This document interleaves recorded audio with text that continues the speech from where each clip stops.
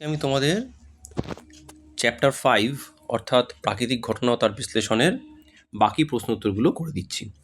মানুষের দেহে প্লেগ রোগ কোন প্রাণী থেকে সংক্রামিত হয়? ইঁদুর থেকে। কোন রোগে লসিকা গ্রন্থি ফুলে গিয়ে ভয়াবহ যন্ত্রণা হয়? প্লেগ রোগে। কে কত খ্রিস্টাব্দে প্লেগ রোগের টিকা আবিষ্কার করেন? 1897 খ্রিস্টাব্দে ওয়াল্ডেয়ার হাফকিন।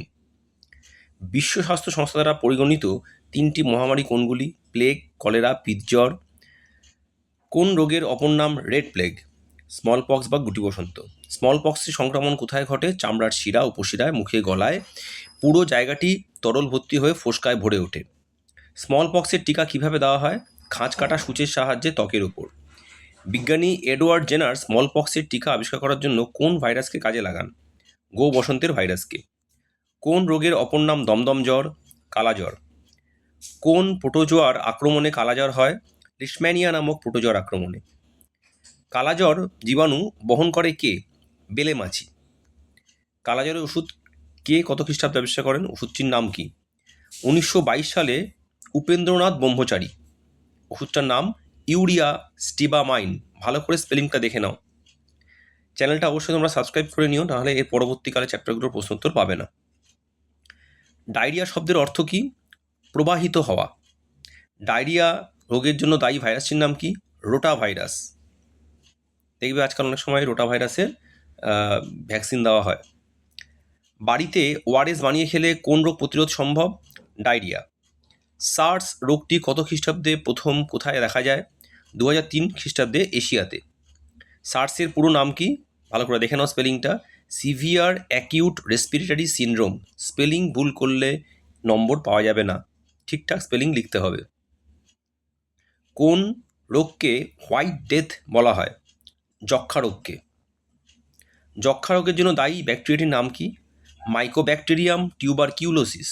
স্পেলিংটা দেখে নাও। Mycobacterium tuberculosis. যক্ষা রোগের জীবাণু মানবদেহের কোথায় আক্রমণ করে? সাধারণত ফুসফুসে।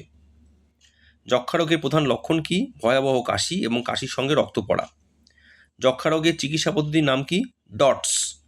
DOTS। এই ডটসের পুরো কথা কি? এটা ভালো করে স্পেলিংটা দেখে নাও। Directly observed treatment short course. ঠিক আছে, ভালো করে দেখে নাও। Directly observed treatment short course. যক্ষা রোগের টিকাকে কি বলা হয়? BCG। BCG কথাটি পুরো অর্থ কি? Bacillus Calmette Guerin. Bacillus Calmette Guerin. Hepatitis রোগে আক্রান্ত কোন অঙ্গ আক্রান্ত হয়? যকৃৎ। হেপাটাইটিস মানে হচ্ছে গিয়ে দেখবে সাধারণত যেটাকে আমরা যে আমাদের লিভারের ক্ষেত্রে যেটা হয় আর কি, এই তো। বিশ্ব স্বাস্থ্য সংস্থা কোন দিনটিকে বিশ্ব হেপাটাইটিস দিবস হিসেবে ঘোষণা করেছে? জুলাই দিনটিকে, মানে জুলাই 28শে জুলাই। এইডস রোগের জন্য দায়ী কোন virus? HIV, human immuno virus. AIDS রোগটি কিসের মাধ্যমে সংক্রামিত হয়? রক্ত সঞ্চালনের মাধ্যমে। এইডসের পুরো কথাটা লেখো, আর HIV পুরো কথাটা দেখো। এ লেখা আছে অ্যাকোয়ার্ড ইমিউনো ডেফিসিয়েন্সি সিনড্রোম। আর HIVর ফুল ফর্মটা হচ্ছে হিউম্যান ইমিউনো ডেফিসিয়েন্সি ভাইরাস।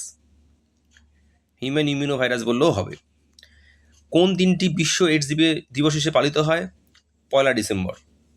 কোন প্রকার অণুজীবের সংক্রমণে ইনফ্লুয়েঞ্জা রোগ সৃষ্টি হয়? Myxo virus. ইনফ্লুয়েঞ্জা সর্দি জ্বর কাশি দিয়ে জ্বরটা হয়। দুটি রোগের নাম লেখো যাদের সাইলেন্ট কিলার বলা হয়। ফুসফুসে ক্যান্সার এবং কার্বোনারি হার্ট ডিজিজ। তাহলে স্টুডেন্ট, তোমাদেরকে আজকে পুরোপুরি এই চ্যাপ্টারটার বাকি কোশ্চেনগুলো শেষ করে ফেললাম। তোমরা এগুলো লিখে নিও খাতায়। অসুবিধা হলে আমাকে অবশ্যই কমেন্ট বক্সে জানাবে। ভালো থেকো।